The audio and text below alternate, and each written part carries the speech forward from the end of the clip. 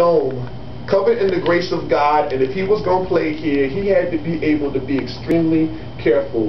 Plant and try to cut too hard, you tear your knees, and now you're falling onto your knees, looking up to the heavens, wonder why God would forsake you and take away all the joy that you had.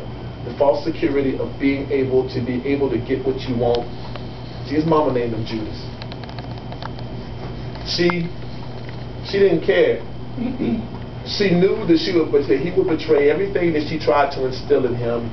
She was going to break him down and forgive him, allow him to be redeemed. And this was something special, something unique. He fell in love. For the first time in his life, he could give of himself. Like the moment when Judas himself saw Christ hanging on that crucifix and realized that he had made a mistake. He saw all of his insecurities being crucified in the midst of her eyes and knew that he had made a mistake about all the relationships he was in before. And it was at that moment that he gave in to her. See, there was a special time in 1974 where the Cross Bronx Expressway pushed rich people into Manhattan and poor people into the Bronx. It was on a starry night when they held into each other's arms. A level of forgiveness bridged itself between them and separated his insecurities from his hope for tomorrow. All of his pain and heartache was pushed into Manhattan, where it could be left to wallow in its own madness, and all of the understanding, compassion, and hope got pushed into the South Bronx, and there it danced like b-boys at a b-boy dance, popped and locked its way into his heart, turned the middle of his chest into linoleum, spun its way around, danced to a break beat because he had finally broke himself from the rhythm of repeating the same cycle over and over again with the women that he was with. This was something special,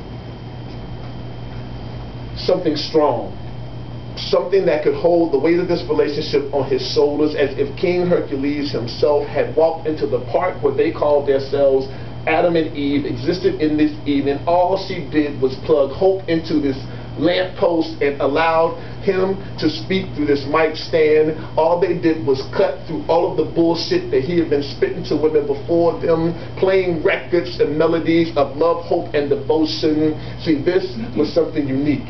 She became his Clive Campbell, drove around in a Cadillac that could hold all of the insecurity he had been holding on to, speakers loud enough to tell the world that he had been redeemed and changed into a better man. This was the beginning of something. She was the evolution of his own hip-hop. See, there were 4 elements to it, the same 4 elements like the 4 rules that she had to have in place before she would give himself to him, and this became the ultimate commodity, and now he wears it. Wears it like a Coca-Cola outfit? Wears it like MCM? Wears it like Carl Kanai, cross colors, because he now wears the colors of all the women that he has turned into midnight escapades on his skin, allowing himself to be vulnerable. She knows his past and does not care. So all he does now is whenever he walks in, he furiously fans them 5 fingers in the air to let her know he gets the message.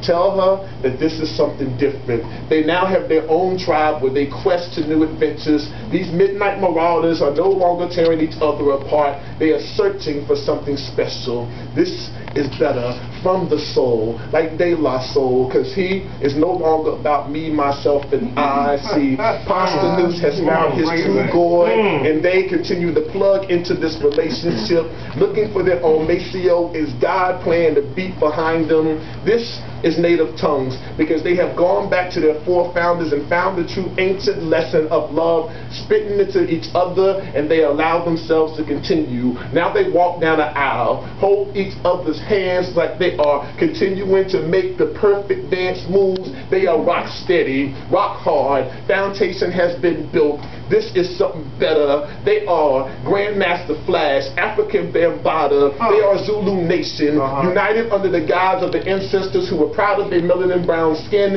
and the devotion of communities that led them to continue to hold on to their faith, even though they were brought from their motherland. They were hip-hop, beatbox, beatbox to the rhythm of their heart as they held on to this relationship. His mama named him Judas. She nicknamed him something better. She called him something special. She called him Chuck D because he was once a public enemy, but now he was a prophet who was allowing his words to be able to be used, his experience to be able to be used. The heartache and pain that he caused was now on his side, like Flavor Flav, hyping up the past he used to have, but he was able to move on. All the lies he told was his progressive Professor Griff, and he left it to the side, dressed in a black beret to continue to dance in his background. He would leave that behind him. The only thing forward...